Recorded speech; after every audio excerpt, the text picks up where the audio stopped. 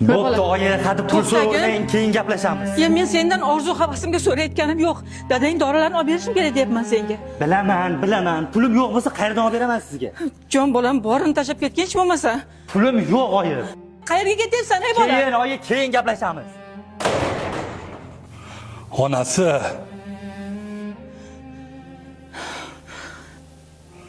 O'tir.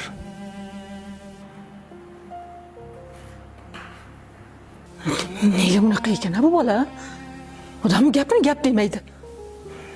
Sen o'g'limizdan xafa olma. Unda ayb yo'q.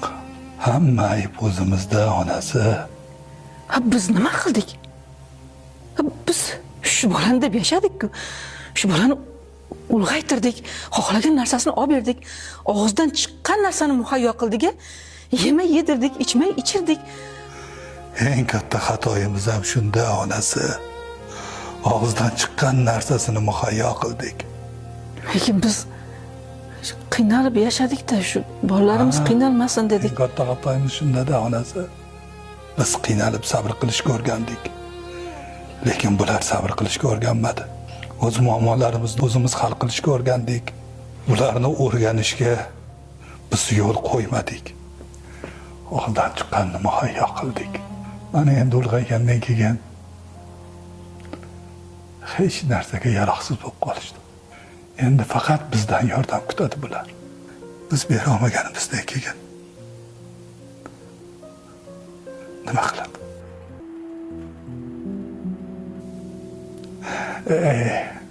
Bu xatoni nafaqat biz, ko'pchilik qiladi. O'zi qiynalib katta bo'lgan inson borki, hammasi bolam qiynalmasin deydi. Lekin xato. Endi dahshati, bularning farzandi endi qiynalib katta bo'ladi. Chunki ota-onasini topish tutishning tayini yo'q. U bolalar qiynalib katta bo'ladi. Keyin ular yana farzandlarini erkalatib katta qiladi. Xuddi bizga o'xshab. Hayot shundan iboratda. Past balandliklardan. Xuddi yurakni urishiga o'xshaydi. Bir baland, bir past. Agar to'g'ri bo'lsa, hayot bo'lmaydi.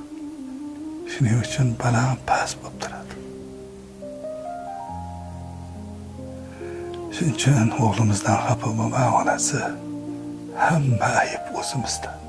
Nima eksang shuni o'rasan deydi. Odamzod qiziq. Shu narsani bilib turib